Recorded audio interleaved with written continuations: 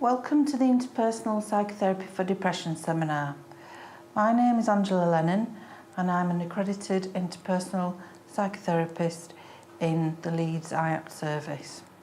This seminar has been provided for you because, following on from your assessment appointment, Interpersonal Psychotherapy, or IPT as we will call it throughout this seminar, has been recommended to you as the most effective way to treat your depression. To help you feel more prepared for your treatment, I'm going to talk to you about what IPT is and why it has been chosen and what happens in a course of therapy. I'll be talking to you about what coming to the sessions will enable you to do and what will be expected of you throughout the treatment. I'll also be giving you information that will help you understand depression in more detail, to help you understand what your depression looks like and what it means to you. In other words, to help you learn about what your depressed self looks like and how this is different to yourself when you are well. The learning that you gain from this can help you to start to make small changes to things, and that can be the start of some of the help that you need. So what is IPT? There are usually up to 16 sessions in a course of IPT. The first 4 are what we call the assessment stage. The 8 in the middle are what we call the focal area, and the final 4 are the end stage. In brief, there will be set agendas and tasks to cover in the sessions. These are done with both you and your therapist being involved. Some examples of these tasks are called a timeline and an interpersonal inventory, but I'll be describing more of what happens in each of those stages throughout the seminar. You may wonder why IPT was recommended for you. IPT is chosen where someone has become depressed as a result of an interpersonal problem or event. What do I mean by an interpersonal problem or event? Well, there are 4 types of these that are associated with depression, and with a course of IPT focusing on these problems, people do recover from their illness. We describe the problems that we treat as the following. Number 1, a role dispute. This is where there may have been conflict with another person in your life. No relationship is perfect, but sometimes a significant relationship at home or at work can become very stuck because of a disagreement or an argument. It then can become a source of tension and distress, and this is when someone can become depressed. Secondly, a role transition. This is where there have been life changes that affect how you feel about yourself and others. We know that life changes all the time, and as it does, it throws up new challenges, such as when we have a child or when we lose a job. These changes, whether we wish for them or not, can leave us feeling unable to cope with the demands of the new situation and what is expected of us in the new situation.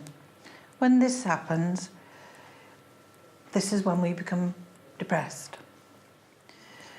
The third problem area we call complicated grief. This is where there has been a significant loss in a person's life. It is natural to feel sad following the loss of a close one. Sometimes, however, it can be very difficult to adjust to life without that person. We may then put our life on hold. We may feel unable to carry on with the normal activities and with our other relationships. When this happens, this is when we can become depressed. The fourth interpersonal problem we call interpersonal sensitivities. This is where there is a difficulty for someone in starting relationships or keeping relationships going. Sometimes relationships are difficult because of what is missing in them. For example, not having enough people around us for what we need, or not feeling close to people around us, not as close as we would like. Not having someone to turn to for company or support. And this can be very stressful and can leave us feeling quite alone and isolated and overwhelmed by the demands of life. Where one of these events have occurred and someone finds themselves stuck and unable to move on and adjust, and when these symptoms start to present themselves, this is when IPT is recommended. What is IPT going to do for you? IPT is going to help you by teaching you about your depression and what depression means to you, to the point that you will become the expert. It will help you start to recognise when your symptoms are better and when they are worse. This is done by looking at your symptoms in detail at the beginning of each session and linking them to what has been going on around you. So you'll be asked lots of questions: why, where, when and what. For example, when did you notice your mood lift and who was around? You'll think it is a very nosy therapy, but by doing this you will be able to see what has had a negative or a positive impact on your depression. Then with the therapist you can start to look at how this can be used to reduce your symptoms, to resolve any interpersonal problems and therefore aid your recovery. So the start of the therapy is the assessment stage, which is, we describe, becoming the expert of your illness. I'm going to talk to you about what depression is, what it looks like, who gets depressed and how it can be understood.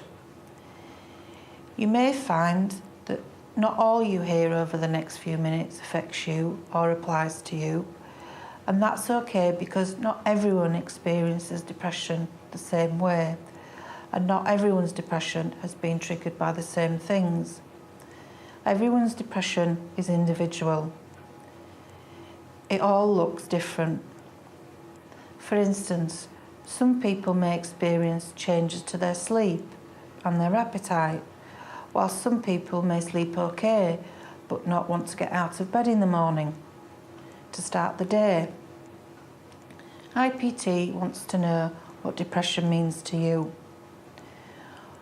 What we do know already is that people who have little social contact and poor relationships in their life, they are more likely to have poor mental health and experience depression than someone who does not. What is depression and what does it look like? These are some of the symptoms that you may be experiencing when you're depressed. You may experience mood changes, including feeling quite low, feeling depressed, feelings of worthlessness or guilt. You may feel irritable or a sense of shame and a sense of blame. You may experience behavioural symptoms, which might mean changing your behaviour in some way, including withdrawing from those people around you, avoiding doing certain things that you ordinarily found easy to do. You may change the way that you utilise the relationships around you.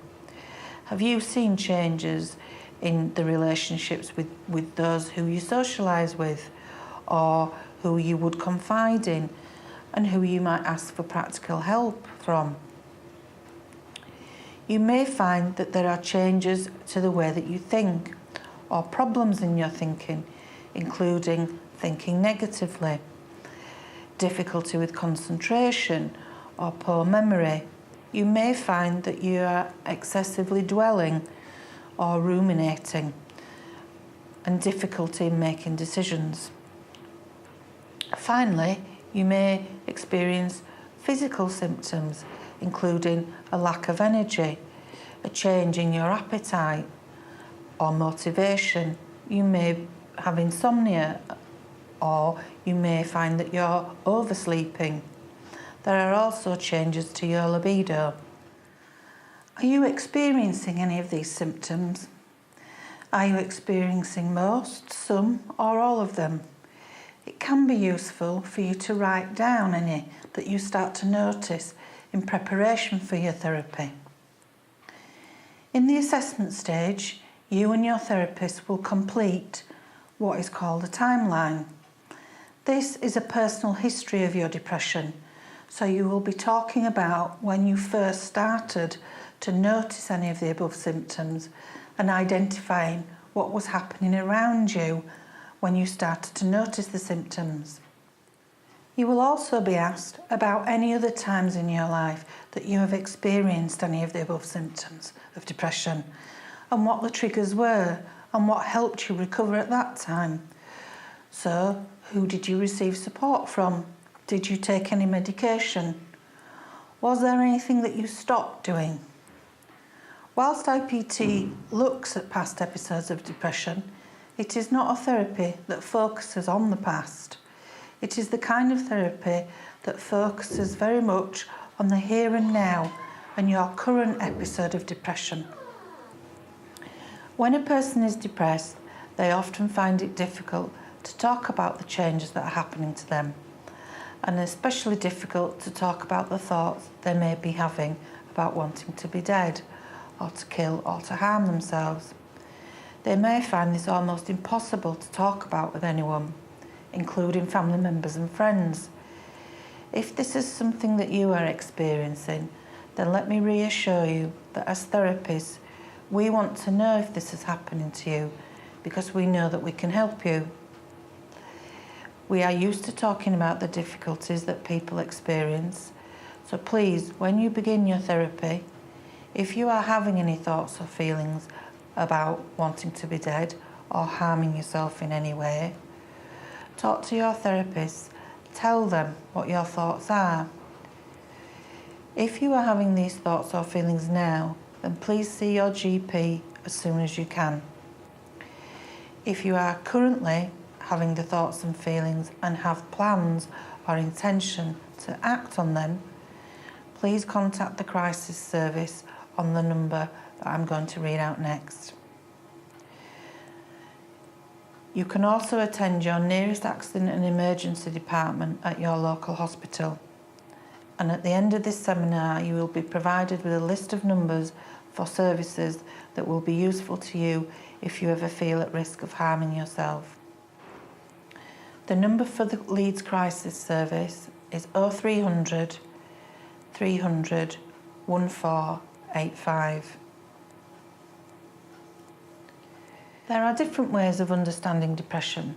One way of understanding it is that it is a medical illness, and as with any other illness, it may be that you are more susceptible to getting it because of some biological factors. For example, we know that it is more common in women, and we know that where there has been an illness, some kind of loss or trauma in childhood, that it may be that as an adult you encounter difficulties and become depressed.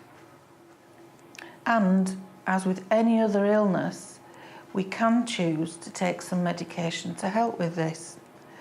Some people do, and some people opt out of medication and have talking therapy instead.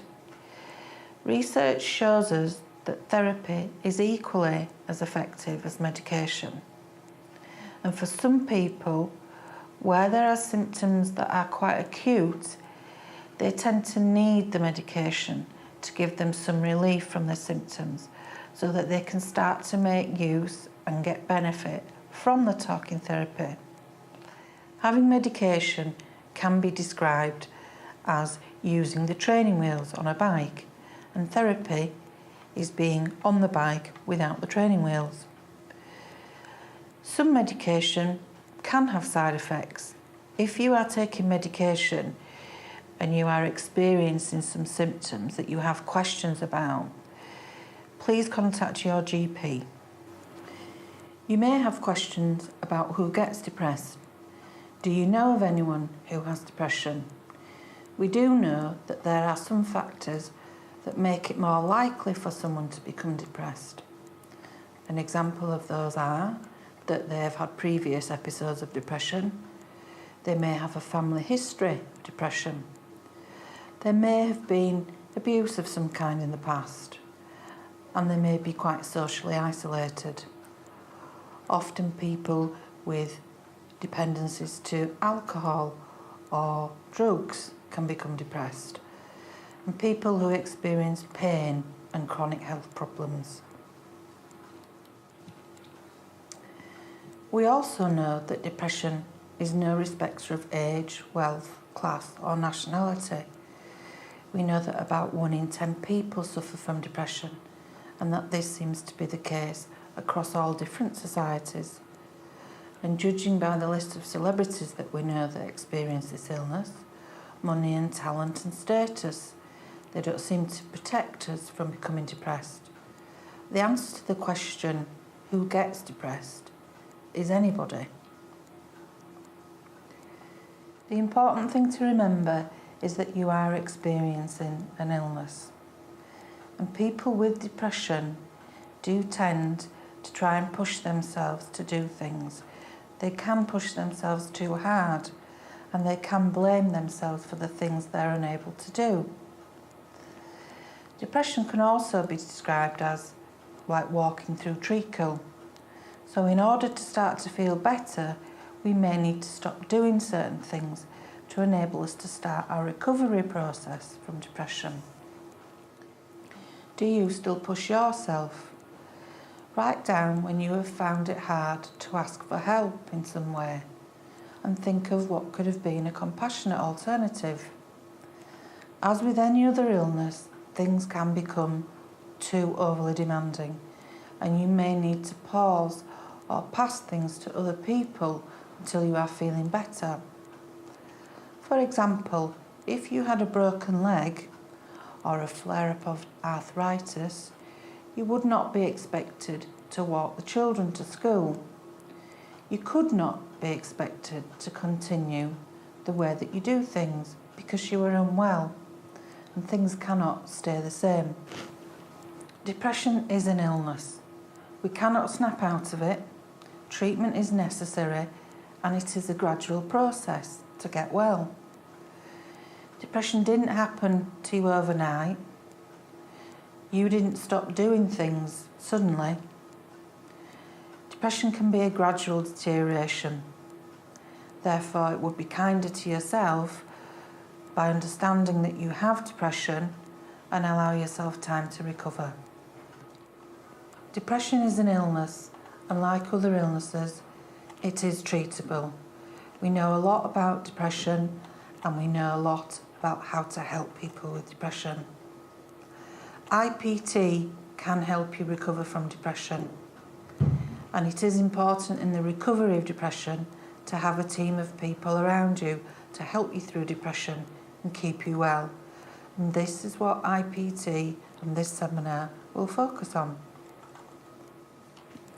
Now that you are becoming familiar with your depression and what your depression means to you, the next job that IPT will help you with is how to link the understanding that you have of your depression to your own interpersonal environment. In the session, the therapist will ask you about your own symptoms in detail. They will also ask you about the current and the past relationships in your life. This is because together you will be looking to see how your difficulties in your relationships may have played a part in the development of your symptoms. Your therapist will ask you questions about the relationships that are important to you and help you take stock of those. There'll be questions like, what do you share with this person? What are your expectations of them, and what are their expectations of you? Has the relationship changed in any way? This is so that you will start to see the strengths of the relationships and any problems in it. When we are affected by changes and loss, disruptions can occur in our relationships. Have you noticed that you have stopped confiding in others, or stopped asking for practical help from those you ordinarily would have? Have you stopped socialising with friends We'll come on to look at some examples of where that can happen in more detail in just a moment. Furthermore, by taking stock of your relationships and looking at them in great detail with your therapist, you can find out which relationships may have a positive or a negative impact on your depression. This can help you start to form a plan about what you want to do next and how you move forward. It will help you look to see what goals or objectives that you can set. For example, you may think it might be helpful to spend more time with a certain person in your life, and it would be helpful to spend less time with someone else. These are the tasks that you will go through in the first 4 sessions with your therapist. The next stage, which we call the middle stage, is where you will focus on talking about and planning with your therapist how to achieve these goals and how to become the expert of your depression, so that by the end of the treatment you will have achieved the goals, met your objectives, and you'll feel confident about what you need to do to stay well. After the assessment stage, we have the middle stage, and this is what we call the focal area. By now, the work that you have done with your therapist, in that you will have agreed what the main focus will be in the next 8 sessions. You will have arrived at this decision together from all the information that you've gathered in the previous session. The main focus will be one of the 4 types of interpersonal problems that we talked about earlier, and they are role transition, complicated grief, role dispute, or interpersonal sensitivities.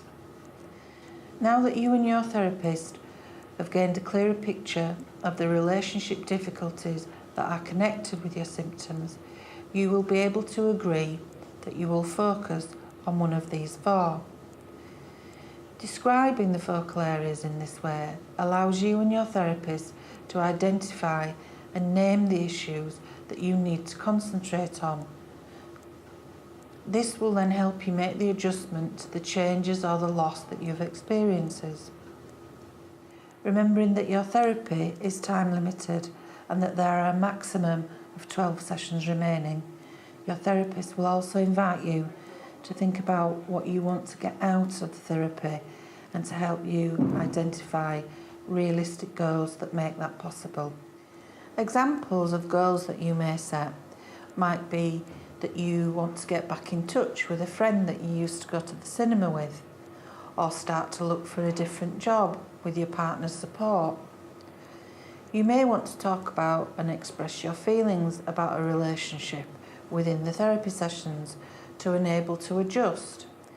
The aim of IPT is to use a therapist and the supportive network around you that you have identified in the assessment phase. Maybe you've got some ideas about what you might want to achieve. You might find it useful to write some of those ideas down. Here is an example of one of the above difficulties where someone has become depressed. Bill is 43 and he was made redundant from his job as a forklift truck driver last year. Since then, he has become increasingly depressed and spends a lot of time thinking about his circumstances and why he has been made redundant. He feels worthless and a failure for not providing for his family. This is affecting his relationship with his wife and his children, and he's more snappy and irritable, and he spends a lot of time sleeping and away from his family. He stopped confiding in his wife and in his friends. He was applying for lots of jobs initially, but now he has stopped doing this and he feels there is no point. So he stopped asking his friends for help, and now he has no contact with them at all. Let's look at what the symptoms are and how Bill's relationships are affected. In this example, the interpersonal event that has occurred is that Bill has been made redundant. Since being made redundant, he started to experience some of the physical symptoms that we described earlier. For him, this has been poor appetite, poor sleep, difficulty concentrating, difficulty being motivated, feeling guilty and worthless, and angry. He also feels a sense of shame and that he's a burden to others. These symptoms are having an effect on his interpersonal relationships. He's withdrawing more from his wife and his children. He's arguing with his wife and he's stopped confiding in her. He's also not seeing his friends and is actually avoiding them. He doesn't talk to anyone anymore about how he feels about this change in his life, and this is how it's affecting him. This example shows us that the change of being made redundant has caused Bill to start to feel guilty and worthless and stop eating. And these symptoms link in with the disruption in his relationships. He starts to withdraw and doesn't talk to anyone.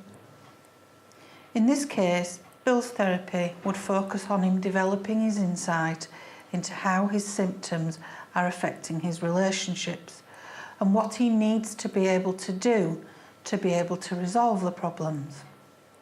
An example of goals that Bill might set are that he asks his wife if she will go out for a walk with him once a week.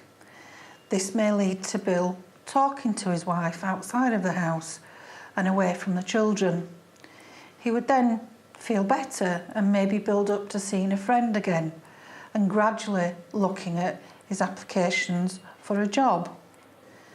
This example shows that when you can reflect and link your symptoms to what is going on around you, you will start to see what changes it would be helpful to make, either by yourself or with those around you. Here is another example to look at. Anne is a 33-year-old woman who has become depressed since her partner died 2 years ago. Between looking after the house and her children and a part-time job which she dislikes, she now feels that she has no time for herself. She often feels as though she's not coping and feels that day-to-day life is a struggle for her.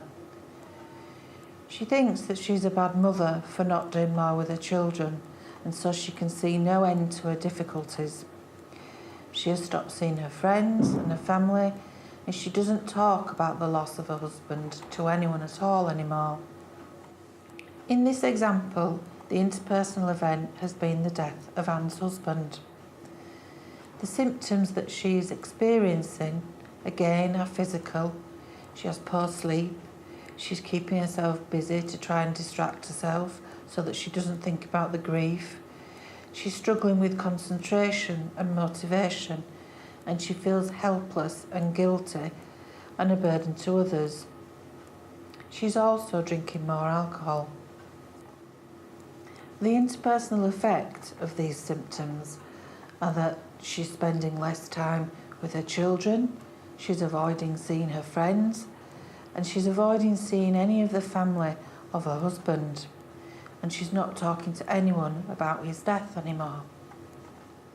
Again, in this example, Anne's therapy would focus on linking the symptoms of her poor sleep and her poor motivation to her interpersonal effects of not spending time with her children or seeing her friends. And the goals that she would set would be around spending more time with her children and her friends, and using the therapy to enable her to mourn the loss of her relationship with her husband. As we've seen, the main focus of this type of therapy, IPT, is on understanding how your symptoms of depression and your relationships are linked. It is expected in this therapy that you and your therapist will work together to help you see what is happening for you interpersonally and to see how that impacts on your illness. So it is important that you are able to offer information about what is happening for you outside of the sessions, This will help you identify how you are feeling and how you are behaving in your relationships. When a person is able to deal with a relationship problem more effectively, their psychological symptoms improve. Towards the end of the therapy, you and your therapist will move into what's called the end stage. In this stage, you'll be working to achieve any unmet goals that you may have set in the middle stage but have still to achieve. The end stage is also a time for you to start to prepare for ending the actual therapy. This is what we do in the end stage. The end stage starts at session 13, and it's in this session that we start to have a detailed discussion about the actual ending and about what the ending means to you. We will discuss how you feel about it, what experiences you've had of endings, and how they differ or how they are similar to the ending that you'll be going through now.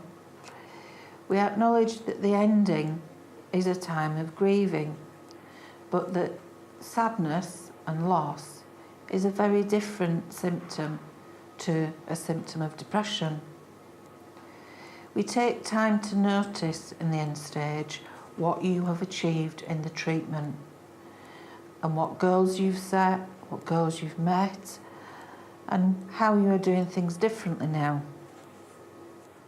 Also in the ending stage, we look at what your future needs might be. So we will try and identify what might be the early warning signs to you becoming unwell again. So it might be that you start to become less active. It's always useful to have a team around you who you can enlist for support if these changes start happening. It might be useful for you to have a think about who would be on your team. It's almost the end of the seminar, and by now it will have given you a better understanding of what IPT is and how it can help you. In addition to this, it would be useful for you to think about what you can do in preparation for your therapy sessions.